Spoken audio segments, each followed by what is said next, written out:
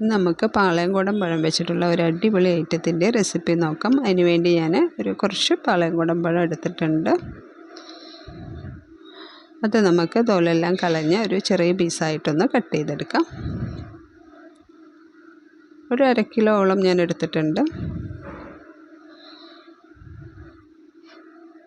ഇനി അതൊരു മിക്സിയുടെ ജാറിലേക്ക് ഇട്ട് നമുക്കൊന്ന് അടിച്ച് മാറ്റി വയ്ക്കാം.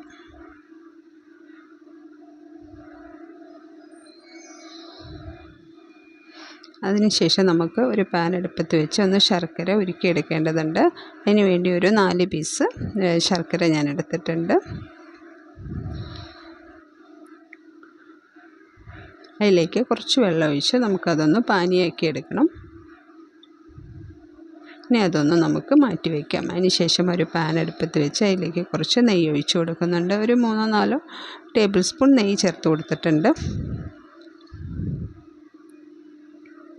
അതിലേക്ക് ഒരു 1/4 കപ്പ് ഗോതമ്പ് പൊടിയും ഒരു 1/2 കപ്പ് റവയും കൂടെ ചേർത്ത് നല്ലപോലെ ഒന്ന് റോസ്റ്റ് ചെയ്തെടുക്കണം. അതിൻ്റെ പച്ചമണം പോകുന്ന വരെ നമുക്കതൊന്ന് റോസ്റ്റ് ചെയ്തെടുക്കാം. അതിനുശേഷം നമുക്ക് പഴം അടിച്ചു വെച്ചത് ചേർത്ത് കൊടുക്കാം. ചേർത്ത് നല്ലപോലെ ഒന്ന് മിക്സ് ചെയ്ത് കൊടുക്കണം.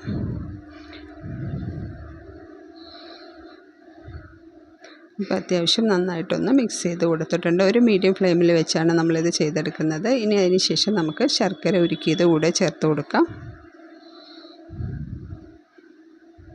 അതിലേക്ക് ഒരു 1/2 ടീസ്പൂൺ ഏലക്ക പൊടിച്ചത് കൂടെ ചേർത്ത് കൊടുക്കുന്നുണ്ട്. അതുകൂടെ ചേർത്ത് നല്ലപോലെ ഒന്ന് യോജിപ്പിച്ച് കൊടുക്കാം. നല്ലപോലെ നമ്മുടെ ശർക്കര പാനിയെല്ലാം നന്നായിട്ട് വറ്റി വരുന്നവരെ നമുക്കതൊന്ന് കുറുക്കിയെടുക്കണം. ഇപ്പോൾ അതിൽ വേണമെങ്കിൽ കുറച്ച് നമുക്ക് നട്ട്സ് കൂടെ ചേർത്ത് കൊടുക്കാം. ഇനി നല്ലപോലെ ആ വെള്ളമെല്ലാം വറ്റി വരുന്നവരെ നമുക്കതൊന്ന് നന്നായിട്ടൊന്ന് വഴറ്റിയെടുക്കണം. അതിന് ശേഷം നമുക്ക് ഒരു പാത്രത്തിലേക്ക് മാറ്റാം. ബട്ടർ പേപ്പർ വെച്ച ഒരു പാത്രത്തിലേക്ക് നമുക്കിനി അത് മാറ്റാം. അതിനുശേഷം അതിൻ്റെ മുകളിലേക്ക് കുറച്ച് നമുക്ക് നട്ട്സ് പൊടിച്ചത് കൂടെ ചേർത്ത് കൊടുക്കാം.